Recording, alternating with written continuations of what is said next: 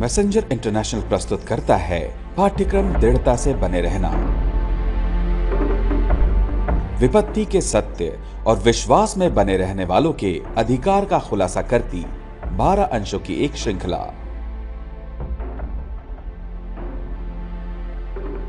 छठे सत्र हथियार बांधे में आपको एक सामर्थी अंतर्दृष्टि मिलेगी जो आपको आत्मिक युद्ध के लिए लैस करेगी और आप हर परीक्षा को मसीह की जय में सहभागी होने के एक अवसर की तरह देखना सीखेंगे। दृढ़ता से बने रहना के छठे सत्र में आपका स्वागत है। कभी ना हार मानने की वो सामर्थ जो आपको चाहिए। ये ऐसे लोग हैं जो दृढ़ता से बने रहते हैं, वे कभी हार नहीं मानते। मुझे ये पसंद है। इस सत्र का शीर्षक है हथियार बांधें और ये किताब के 8वें अध्याय में है। आप बैठ सकते हैं और चलिए शुरू करें। हथियार बांधें। मैं आपके लिए एक वचन पढ़ना चाहता हूं जो पतरस की पुस्तक से है। ये वचन मुझे बहुत पसंद है क्योंकि इसने बहुत सामर्थी तरीके से मेरे जीवन से बातचीत की है। पतरस 4थे अध्याय के पहले पद में कहता है, इसलिए जबकि मसीह ने शरीर में होकर दुख उठाया तो तुम भी उसी मनसा को हथियार के समान धारण करो, क्योंकि जिसने शरीर में दुख उठाया वो पाप से छूट गया। मैं चाहता हूं कि आप ऐसे किसी देश की कल्पना करें जो बिना किसी टैंकों, विमानों, पानी के जहाजों, बंदूकों, चाकुओं या हथियारों के ही युद्ध करने जा रहा है। कितना बेतुका है ये। बताइए, ऐसा देश किस तरह का युद्ध लड़ेगा? क्या वो देश युद्ध जीत पाएगा? मैंने एक सवाल पूछा, क्या वो जीत पाएगा? क्या वो टिक पाएंगे? क्या वे जिंदा भी बच पाएंगे? नहीं। मेरे विचार में उसमें से कई लोग तुरंत मौत के घाट उतार दिए जाएंगे और बाकी बंदी बना लिए जाएंगे। ये उतना ही बेतुका है जितना किसी विश्वासी का दुख उठाने के लिए हथियारबंद ना होना। तो भी ऐसे कई विश्वासी हैं जो हथियारबंद नहीं हैं। क्यों? क्योंकि जब उनके जीवन में क्लेश आता है तो वे घबरा जाते हैं, हड़बड़ाते और चौंकते हैं और कार्रवाई के बजाय प्रतिक्रिया करते हैं। क्या आप समझे मेरी बात? अब पतरस यहाँ पर जो लिख रहा है वो यीशु की तरह स्वयं को दुख उठाने के लिए हथियार बंद करने की बात है। यीशु ने कैसे दुख उठाया था? क्या वो पाप में था? कभी नहीं। लेकिन वो जरूर इसके लिए परखा गया होगा। क्या उसे कोई रोग या बीमारी थी? जी नहीं। तो भी मुझे पक्का यकीन है कि उसे इससे लड़ना पड़ा होगा। क्या उसे अपने बिलों के भुगतान के लिए या मिशन को पूरा करने के लिए पैसों की कमी थी? नहीं। लेकिन मुझे विश्वास है कि वो इन बातों के लिए परमेश्वर पर भरोसा रखता था। वो सब मोर्चों पर परखा गया था। उसने हर उस बात का सामना किया जिसका सामना आप करते हैं। ठीक है, लेकिन वो दुख जो यीशु ने सबसे ज्यादा उठाया था, अगर आप पतरस की पुस्तक से पढ़ते हैं तो वो था बुरा व्यवहार, खासतौर पर ऊंचे अधिकारियों द्वारा। मुझे यह सबसे ऊंचे दर्जे का दुख लगता है जिसके बारे में नया नियम बताता है। यही पौलुस की सबसे बड़ी चुनौती थी। 5 बार उस पर पत्थर बरसाए गए, 3 बेतें मारी गई, उसे सरियों से पीटा गया।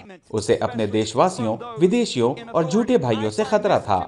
उस पर कलंक लगाया गया, मजाक उड़ाया गया, बुरा बर्ताव किया गया, उसके खिलाफ झूठ बोला गया, अपमान हुआ, झूठा दोष लगाया गया और ना जाने कितनी बातें हुई। तो भी वो हम सबको चेतावनी देता है, पर जितने मसीह यीशु में पवित्र, हर कोई कहे पवित्र जीवन बिताना चाहते हैं, वे सब सताए जाएंगे। तो अगर आप पवित्र जीवन जीते हैं तो आप सताए जाएंगे। क्या आप समझे मेरी बात? अब अगर आप सांसारिक तरीके से जीते हैं तो आप पर सताव नहीं आएगा, क्योंकि आप धारा के खिलाफ नहीं जा रहे हैं। वास्तव में आप एक युद्धबंदी हैं। आप शत्रु की छावनी में हैं।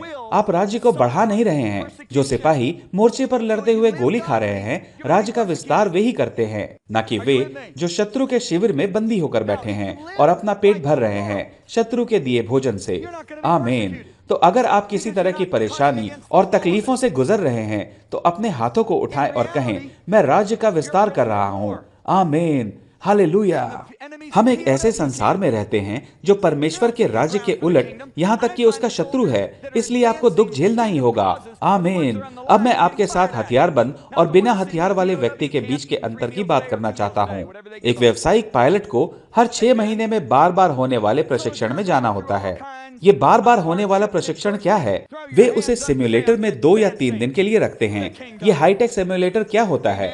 ये बहुत ही जटिल कंप्यूटर प्रणाली होती है जिसमें उस विमान के कॉकपिट की सटीक नकल होती है जिसे उन्हें उड़ाना होता है। उनके पास एक विजुअल प्रणाली भी होती है जो बाहर होती गतिविधियों की नकल होती है और इस विशाल कंप्यूटर प्रणाली को गतिमान प्लेटफॉर्म पर रखा जाता है। तो बुनियादी तौर पर अगर एक आम आदमी के शब्दों में कहें तो जब आप उस सिमुलेटर में होते हैं तो आपको पता नहीं चलता कि आप सिमुलेटर में हैं या असली विमान में। ये इतना असली लगता है। क्या आप मेरी बात समझ रहे हैं? उस सिमुलेटर में क्या होता है? उन 3 दिनों में वो लोग उससे हर उस मुसीबत का सामना करवाते हैं जो एक पायलट को करनी पड़ती है। वे उसे तूफान, बवंडर, खराब मौसम, इंजन और ईंधन की कमी, लैंडिंग गियर का खराब होना जैसे हालातों से गुजारते हैं और ऐसी बहुत सी बातें हैं। ठीक, हो सकता है कि ये पायलट सिमुलेटर प्रशिक्षण में विफल हो जाएं, लेकिन जरा ध्यान से सुनिए, आखिरकार वे सीख ही जाते हैं। और क्या आप जानते हैं, कई सारी दुर्घटनाएं केवल इसलिए होने से बची हैं क्योंकि पायलट उससे निपटने का प्रशिक्षण सिमुलेटर में पा चुके थे। क्या आप मेरी बात समझे? मुझे 11 सितंबर से पहले हुई एक हवाई दुर्घटना याद है। उन दिनों की बात है जब छोटे विमानों में कॉकपिट और यात्रियों के बीच कोई दरवाजा नहीं हुआ करता था। क्या आपको वे दिन याद हैं? किसी को भी? मैं अपनी उम्र का खुलासा कर रहा हूँ। खैर जाने दें। उन दिनों विमान में बैठने पर मुझे हवाई पट्टी देखने का मौका मिल जाता था। क्यों? क्योंकि विमान बहुत छोटे थे और वहां पर कोई दरवाजा नहीं था। और उन्हीं में से एक विमान दुर्घटनाग्रस्त हो गया। जब उन्हें ब्लैक बॉक्स मिला तो वे पायलट और यात्रियों की बिल्कुल अलग तरह की बातें सुनकर हैरान रह गए। सारा समय पायलट कहते, इंजन फेदर करो, चेक, फ्लैप्स खींचो, चेक, लैंडिंग गियर नीचे करो, चेक। वे पूरी तरह शांत थे, वे अपना काम कर रहे थे, जबकि यात्री चिल्ला रहे थे। वे तो बस जैसे ठीक। पायलट तैयार थे, यात्री नहीं। मैं इस सत्र में आपके साथ क्या करना चाहता हूँ, मैं आपको तैयार कर रहा हूँ। हम इस समय एक सिमुलेटर में हैं और आपके भीतर परमेश्वर का वचन डाला जा रहा है ताकि आप मुसीबत के समय इसका प्रयोग कर सकें। मैं वो बात नहीं भूल सकता। मैं एक निजी विमान में था और उस समय हम 39,000 फीट की ऊंचाई पर थे कि दरवाजे की सील टूट गई। हे मेरे ईश्वर, कितनी जोर से आवाज आई। खैर, हुआ यूं कि विमान उड़ा रहा पायलट नौसेना का परखा हुआ पायलट था। इतना शोर था कि अचानक पीले रंग की कोई चीज नीचे आई। जानते हैं, ये मास्क था जिसके बारे में आपको सिखाते रहते हैं। और मैं डर पर काबू पाने की कोशिश कर रहा था। मुझे पता था कि मुझे मुंह बंद करके बिना कुछ बोले बस प्रार्थना करनी है। तो मैं आत्मा में प्रार्थना करने लगा और मैंने कहा, डर, मैं डरूंगा नहीं। हम ये विमान सही तरह उतार लेंगे। और हम 1 मिनट में 8,000 फुट नीचे उतर गए। क्या वो कोई मजेदार यात्रा थी? और मुझे याद है, उसने विमान 39,000 से 12,000 में उतार दिया और वो आदमी पूरी तरह से नियंत्रण संभाले हुए था और वो हमें जमीन पर सही सलामत ले आया। और मैं तो बस उसकी बड़ाई किए ही जा रहा था। तुम तो कमाल के हो दोस्त। ठीक है, तो यही है इस संदेश का उद्देश्य। मैं आपको नौसेना का परखा हुआ पायलट बनाना चाहता हूँ। ठीक है, आमीन। तो हथियारबंद होने के लिए कुछ चीजें हैं जिसे हमें जानना और अपनी आत्मा में लेना है। क्या आप समझे मेरी बात? सबसे पहली बात, हथियारबंद होने के लिए सबसे पहले ये जान लें कि मुसीबतें तो आएंगी ही, इसे टाला नहीं जा सकता। यीशु कहता है, इस संसार में तुम्हें क्लेशों का सामना करना पड़ेगा। वो यूनानी शब्द क्लेप्सिस है। करना पड़ता है नहीं, करना पड़ेगा। दूसरे शब्दों में कहें तो मैं आपको बता देना चाहता हूं, अगर आप सांस लेते हैं तो आपको क्लेशों का सामना करना ही होगा। आमीन। पौलुस कहता है, हमें बड़े क्लेश उठाकर परमेश्वर के राज्य में प्रवेश करना होगा। और वो दोबारा से लिखता है कि कोई इन क्लेशों के कारण डगमगा ना जाए, क्योंकि तुम जानते हो कि हम इन्हीं के लिए ठहराए गए हैं। हम क्लेशों के लिए ठहराए गए हैं, युद्ध में जाते किसी सिपाही की तरह। महान सिपाही कभी युद्ध में जाकर लड़ाई को हारता नहीं है। क्या मैं उसे दोबारा से कहूं? महान सिपाही कभी युद्ध में जाकर लड़ाई को हारता नहीं है। उसकी आंखें जीत पर टिकी होती हैं। वो दृढ़ रहता है कि वो कठिनाइयों से, दुखों से लड़ेगा और अपने राजा और अपने देश के लिए वो जीत का लक्ष्य लेकर रहता है। हम एक युद्ध में हैं। आपने सोचा था कि यीशु को स्वीकारने के बाद आप एक शांति भरा जीवन बिताएंगे। हाँ, क्या आप जानते हैं कि ऐसे प्रचारक भी हैं जो लोगों को सचमुच ऐसा ही बताते हैं? अब तुम्हें एक शांति भरा जीवन मिलने वाला है। ये किसी कल्पना लोक की तरह होगा। झूठे। मुझे लगता है कि उन्होंने कभी यीशु की कोई बात नहीं पढ़ी। यीशु ने कहा, जब वचन बोया जाता है उस कारण उन पर क्लेश या उपद्रव होता है। मुझे NLT संस्करण सबसे अच्छा लगता है। यीशु कहता है, उन पर मुसीबतें टूटेंगी और सताव आएगा क्योंकि वे वचन पर विश्वास करते हैं। जब आप यीशु के पास आते हैं तो आप क्लेशों के लिए हामी भरते हैं। बस उसके लिए तैयार हो जाएं। लेकिन जानते हैं, आपको एक हथियारबंद सिपाही का स्वभाव लेना है। हिम्मत है तो सामने आओ। आप समझे मैं क्या कहना चाहता हूँ? अपने राजा को महिमा देने के लिए मैं तैयार हूँ। आमीन। दूसरी बात, अब मुझे ये बात कहने दें। मैं ये कहना और दोहराना चाहता हूँ, आपको क्लेशों का सामना करना ही पड़ेगा, लेकिन एक भी लड़ाई आप हारेंगे नहीं। उनमें से हर एक से परमेश्वर मुझे छुड़ाता है। दूसरी बात, हथियारबंद होने के लिए जान लें कि आप किसी नई चीज का सामना नहीं कर रहे हैं। कुछ भी नया नहीं है। सुने कि पहले कुरिन्थियों के 10वें अध्याय के 13वें पद में परमेश्वर क्या कहता है। तुम किसी ऐसी परीक्षा में नहीं पड़े जो मनुष्य के सहने से बाहर है। तुम्हें बस इतना याद रखना है कि परमेश्वर तुम्हें कभी अपमानित नहीं होने देगा। वो तुम्हें सामर्थ के बस से बाहर नहीं परखेगा, वरन परीक्षा के साथ निकास भी करेगा कि तुम सह सको। क्या बात है। आप जिस चीज का सामना कर रहे हैं उसका सामना पहले भी कोई कर चुका है और जीत भी चुका है। हमारी सामर्थ से बाहर का कुछ भी नहीं है। ये ही वो दो महान बातें हैं जो वचन हमें बताता है। आप किसी नई चीज का सामना नहीं कर रहे हैं, और दूसरा, आपकी सामर्थ से अधिक कोई मुसीबत आप पर नहीं आएगी। टीईवी संस्करण कहता है, परमेश्वर अपनी प्रतिज्ञा पूरी करता है और वो आपके डटे रहने की सामर्थ से अधिक आपकी परीक्षा नहीं होने देगा। चाहे आप किसी भी मुसीबत का सामना कर रहे हों, परमेश्वर आपको डटे रहने की सामर्थ देता है। परमेश्वर ने आपको डटे रहने की सामर्थ दी है। शैतान आसानी से आप पर हावी नहीं हो सकता। मैं इसे दोबारा कहूंगा, शैतान आसानी से आप पर हावी नहीं हो सकता। हमला करने का निर्णय लेने से पहले उसे परमेश्वर की अनुमति लेनी होती है। आपका पिता आपकी परीक्षा की ना तो रचता है और ना उसे उकसाता है। वो केवल उन्हें होने की अनुमति देता है ताकि आप शत्रु को हरा सके और उसके राज्य का विस्तार करते हुए उसको महिमा दे सके। क्या मुझे दोबारा कहने की जरूरत है? आपका पिता आपकी परीक्षा की ना तो रचता है ना उसे उकसाता है। वो केवल उन्हें होने की अनुमति देता है ताकि आप शत्रु को हरा सके और उसके राज्य का विस्तार करते हुए उसको महिमा दे सकें।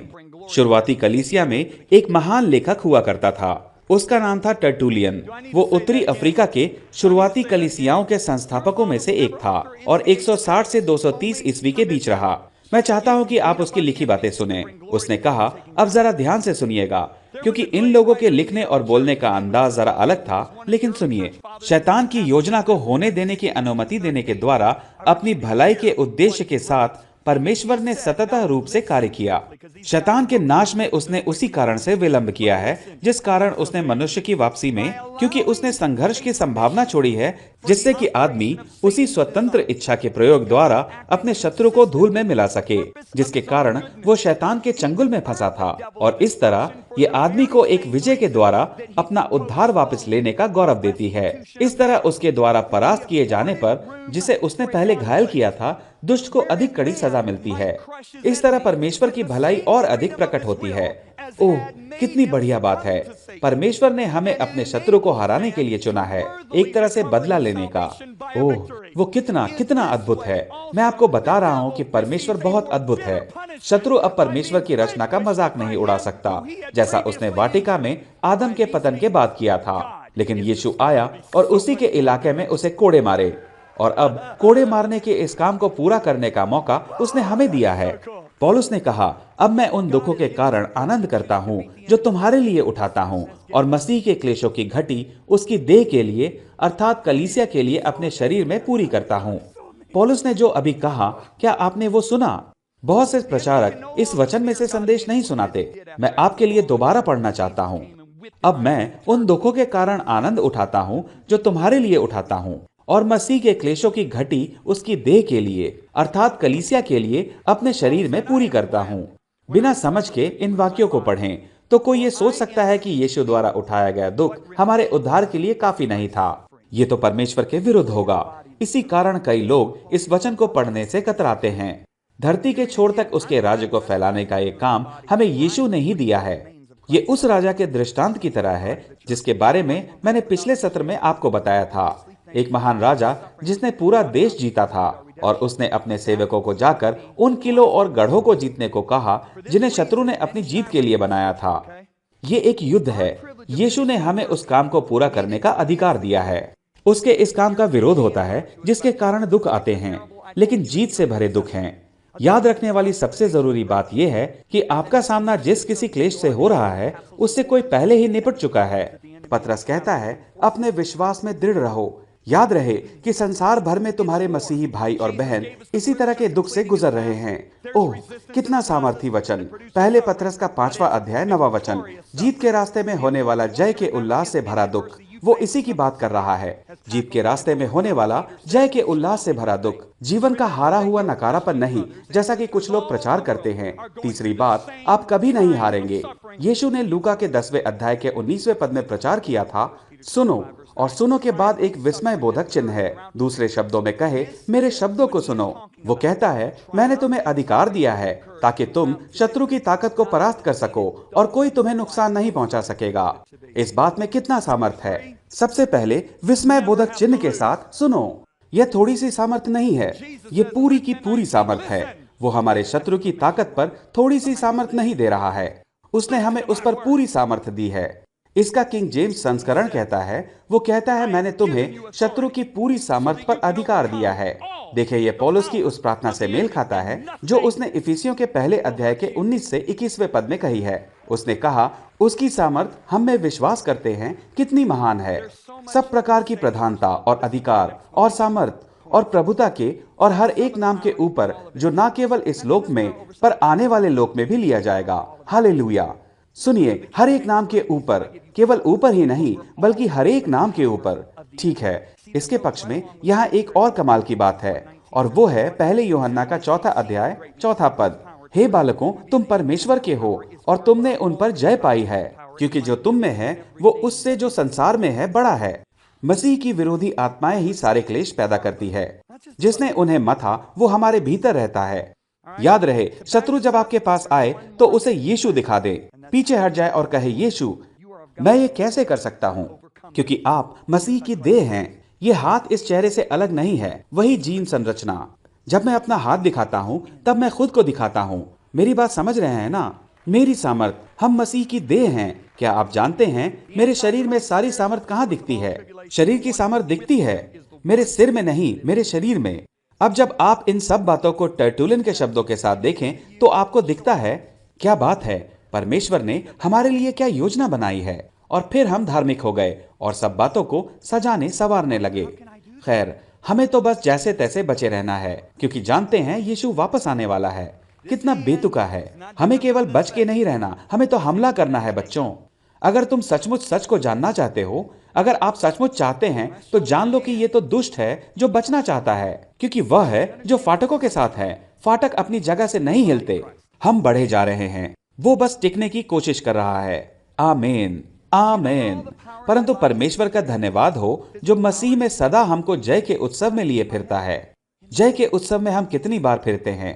हमेशा, क्योंकि जो कुछ परमेश्वर से उत्पन्न हुआ है वो संसार पर जय प्राप्त करता है, और वो विजय जिससे संसार पर जय प्राप्त होती है हमारा विश्वास है। क्यों? क्योंकि विश्वास ही के द्वारा हमें परमेश्वर का अनुग्रह मिलता है, और अनुग्रह परमेश्वर का हथियार है। ये उसका सामर्थी हथियार है। आमीन। चौथी बात, और ये तीसरी बात से काफी मिलती है, अनुग्रह हर युद्ध जीतने के लिए काफी है। आपके जीवन में परमेश्वर का अनुग्रह हर उस युद्ध को जीतने के लिए काफी है जिसका सामना आप करने वाले हैं। प्रेरित पौलुस को एक व्यक्तिगत समस्या थी। वो दूसरे कुरिन्थियों के 12वें अध्याय में इसके बारे में कहता है। उसने कहा, इसलिए कि प्रकाशनों की बहुतायत से फूल न जाऊं, मेरे शरीर में एक कांटा चुभ होया गया, अर्थात शैतान का एक दूत कि मुझे घूंसे मारे ताकि मैं फूल न जाऊं। इस वचन से एक विवाद जुड़ा है, और सच पूछो तो मुझे सच में नहीं पता ऐसा क्यों है। अगर लोग अपनी बाइबल पढ़ते तो कोई विवाद ही ना होता, लेकिन दुर्भाग्यवश परंपरा और धार्मिक प्रचारकों ने इसे विवाद में बदल दिया है। पहला विवाद, पौलुस को यह कांटा किसने दिया था? खैर, मैं पूरे हियाव के साथ कह सकता हूं कि वो परमेश्वर नहीं था। मुझे कैसे पता? क्योंकि प्रेरित याकूब कहता है, धोखा ना खाओ। तो अगर आप धोखा नहीं खाना चाहते हैं तो इस पर विश्वास ही ना करें। और मुझे इस धोखे से डर लगता है। धोखे के साथ एक समस्या है, और वो है ये धोखा देता है। और शर्ली, आप जानते हैं, वो ऑरलैंडो फ्लोरिडा में रहा करती थी और अपने पोतों से बहुत दूर थी, और अब तो परपोते भी हैं। ये बहुत डरावना है। ठीक, तो याकूब कहता है, सुनो, धोखे से बचना चाहते हो कि कोई तुम्हें धोखा ना दे सके, तो मेरे भाइयों, वो सुनो जो मैं कहने वाला हूँ। हर एक उत्तम दान ऊपर ही से है और ज्योतिषियों के पिता की ओर से मिलता है, जिसमें ना तो कोई परिवर्तन हो सकता है और ना अदल बदल के कारण उस पर छाया पड़ती है, छाया तक नहीं। जब हम ऐसा सोचते हैं कि परमेश्वर की ओर से उत्तम और सिद्ध दान के अलावा भी कुछ आता है, तो धोखा खाते हैं और शैतान का एक दूत निश्चय ही भला तो नहीं हो सकता। कोई तर्क दे सकता है, लेकिन दूसरी तरफ से देखें तो यह भला था, क्योंकि इसके कारण पौलुस घमंड से दूर था। याकूब ने पहले अध्याय के 13वें पद में जो कहा है, उसे क्यों नहीं सुनते? याकूब ने कहा, क्योंकि ना तो बुरी बातों से परमेश्वर की परीक्षा हो सकती है और ना वो किसी की परीक्षा आप करता है। उकसाने वाला वो नहीं है। आमीन, आमीन। देखिए, आखिरी बात को देखिए, परमेश्वर किसी के रास्ते में बुरी बात नहीं रखता। मान लें कोई भी बुरी चीज जिसका आप सामना कर रहे हैं परमेश्वर की ओर से नहीं है। इससे जुड़ा दूसरा विवाद, जिसे बताने में मुझे थोड़ा समय लगेगा, वो है कि पौलुस के शरीर में ये कांटा क्या चीज है। कुछ शिक्षक कहते हैं कि ये कोई बीमारी थी, आंखों में कोई तकलीफ या शरीर में किसी तरह की बीमारी। वे इस बात का अंदाजा उन बातों के आधार पर लगाते हैं जो पौलुस ने आगे लिखी है, और मैं उन्हें आपके लिए पढ़ना चाहता हूँ। ये वचन है 8वां और 9वां। इसके विषय में मैंने प्रभु से 3 बार विनती की कि मुझसे ये दूर हो जाए, पर उसने मुझसे कहा, मेरा अनुग्रह तेरे लिए बहुत है, क्योंकि मेरी सामर्थ निर्बलता में सिद्ध होती है। हर कोई कहे निर्बलता, इसलिए मैं बड़े आनंद से अपनी कमजोरियों पर घमंड करूंगा। हर कोई कहे कमजोरी, कि मसीह की सामर्थ मुझ पर छाया करती रहे। देखिए, मैंने यहाँ 2 शब्दों पर जोर दिया है, निर्बलता और कमजोरी। मैं इन दोनों शब्दों को लेकर यूनानी भाषा के इनके मूल शब्दों को देखना चाहूंगा। सबसे पहले चलिए वचन में दिए गए कमजोरी शब्द को देखें। ये कमजोरी शब्द एक यूनानी शब्द है जो नए नियम में 12 बार आया है। सुसमाचार में इस शब्द को विशेष रूप से शारीरिक कमजोरी के बारे में बताने के लिए प्रयोग किया गया है। तो भी पत्रियों में इसे बुनियादी तौर पर मनुष्य की कमजोरियों के लिए प्रयोग किया गया है। दूसरे शब्दों में कहे, अपनी क्षमता के द्वारा किसी चीज को करने या जीतने की हमारी कमजोरी। यहाँ पर शारीरिक दुर्बलता के लिए इसका प्रयोग नहीं किया गया। ठीक है, रोमियो का 8वां अध्याय 26वां वचन। मैं आपको इसका एक उदाहरण देता हूँ। याद रहे, ये नए नियम में 12 बार आया है। इन 12 में से एक है जो हमें रोमियो के 8वें अध्याय के 26वें पद में मिलता है। इसी रीति से आत्मा भी निर्बलता में सहायता करता है। ये दुर्बलता शब्द यूनानी भाषा में वही शब्द है जिसका प्रयोग पौलुस ने कमजोरी के लिए किया है। पवित्र आत्मा हमारी दुर्बलता में सहायता करता है। इस तरह दूसरे कुरिन्थियों में इसे कमजोरी कहा गया है, क्योंकि हम नहीं जानते कि प्रार्थना किस रीति से करनी चाहिए, परंतु आत्मा आप ही ऐसी आहें भर भर कर, जो बयान से बाहर है, हमारे लिए विनती करता है।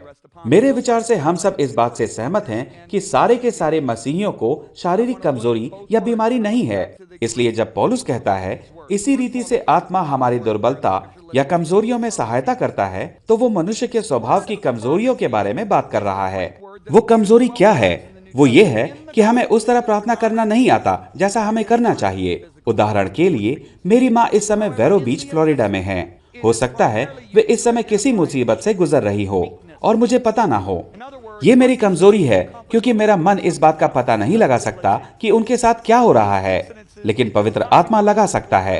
इसलिए वो मेरी इस कमजोरी में मेरी सहायता कर सकता है और माँ के लिए प्रार्थना करने का विचार मेरे मन में डाल सकता है। वो इसी की बात कर रहा है। इसलिए वो मेरी निर्बलता में उसकी सामर्थ्य के सिद्ध होने की बात कर रहा है। क्या आप इसे देख रहे हैं? ठीक है, मैं आपको एक दूसरा वचन बताता हूँ। इब्रानियों का 4 अध्याय 15वां पद।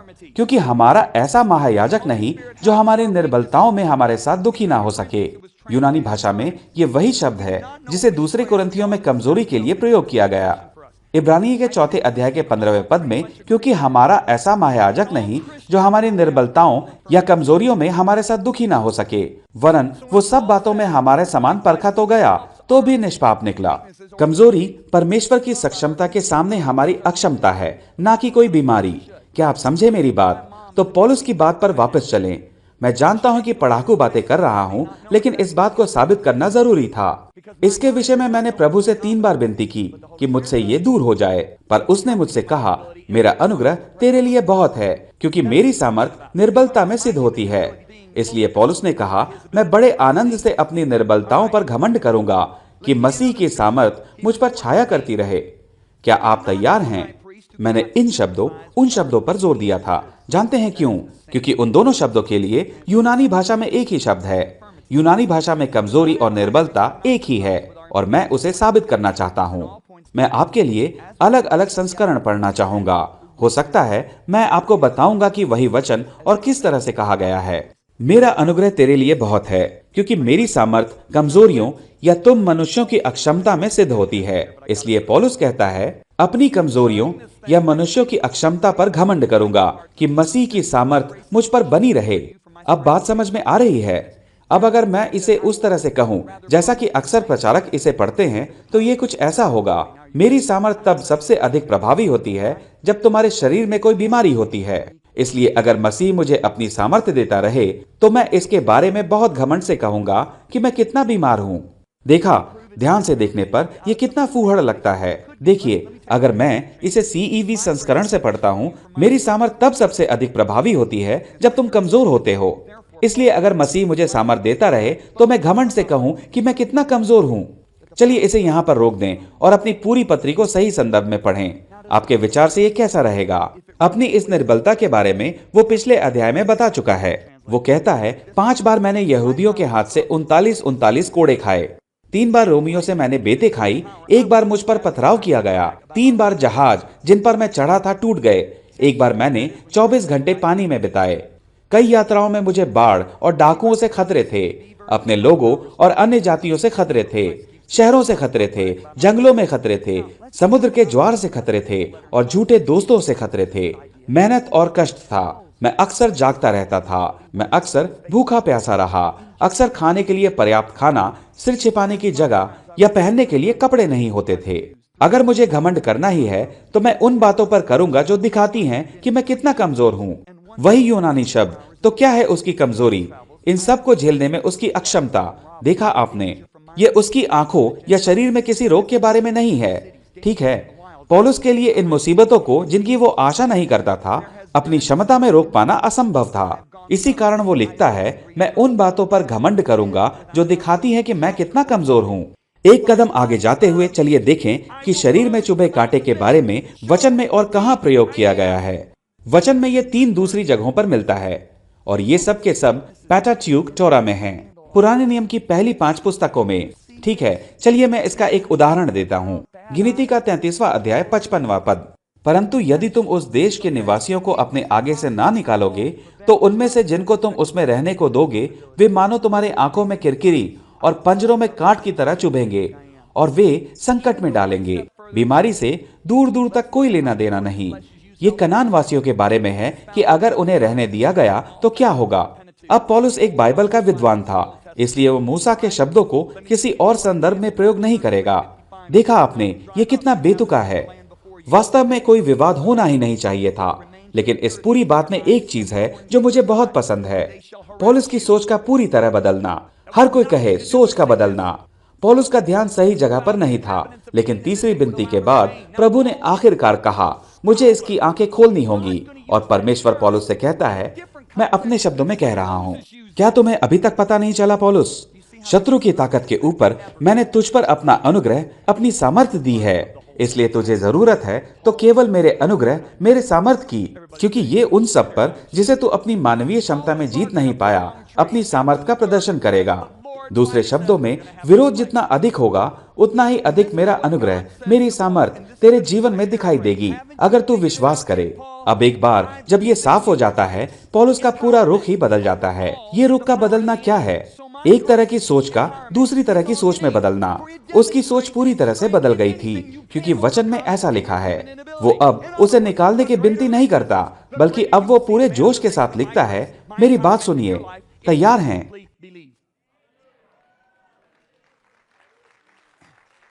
इस कारण मैं मसीह के लिए निर्बलताओं में और निंदाओं में और दरिद्रता में और उपद्रवों में और संकटों में प्रसन्न हूं, क्योंकि जब मैं निर्बल होता हूं, परमेश्वर के अनुग्रह से तभी बलवंत होता हूं।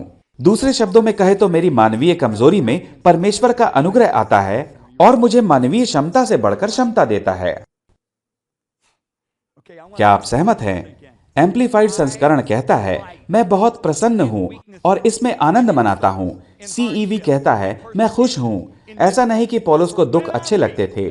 अब वो बस देखता है कि जितना बड़ा युद्ध होगा, उतना ही अनुग्रह में सामर्थ होगा और उतनी ही महान होगी मेरे राज्य और उसके राज्य की जीत। क्या आप समझे मेरी बात? हे मेरे ईश्वर, मैं आपके लिए इसे पढ़ूंगा। बड़े विरोध को जीतने के लिए बड़ी सामर्थ चाहिए, जो परिणाम स्वरूप एक महान जीत को उत्पन्न करती है। अधिकतर लोगों को कड़ी मुसीबतें झेलना पसंद नहीं होता। उनके मनों में वो सत्य नहीं होता जिसे पौलुस ने पाया था। वे ये नहीं समझ पाते हैं कि हर विरोध दो बातों का एक मौका है। पहली बात, उनके भीतर पहले से बड़ी सामर्थ का प्रदर्शन। दूसरी बात, समझ में बढ़त और मसीह में राज्य। परमेश्वर से मिले इस वचन ने पौलुस के विचार पूरी तरह से बदल दिए। दूसरे कुरिन्थियों की पुस्तक उसने 56 ईस्वी में लिखी थी। हमारे इससे कुछ साल आगे जाने पर उसने रोमियो नाम की एक दूसरी पुस्तक लिखी। रोमियो की पुस्तक में इन चीजों के प्रति उसका बदला हुआ रुख आप देख सकते हैं। कौन हमें मसीह के प्रेम से अलग करेगा? क्या क्लेश या संकट या उपद्रव या अकाल या दुख या सताव या भूख या जोखिम या तलवार? परंतु इन सब बातों में हम जयवंत से भी बढ़कर हैं और उसके द्वारा जिसने हमसे प्रेम किया है एक महान जय पाते हैं। उसकी सोच पूरी तरह से बदल गई थी और ये हमें तब दिखा जब उसने दूसरा कुरिन्थियों लिखा। तो अब पौलुस का रवैया है, भेजो सब के सब विरोध, ताकि मैं मसीह में एक महानतम जय पा सकूं। तो ये रही वो बात जिसके द्वारा मैं इस सत्र को समाप्त करना चाहता हूं। परीक्षाओं को अब बाधाओं की तरह ना देखें, उन्हें अवसर समझें।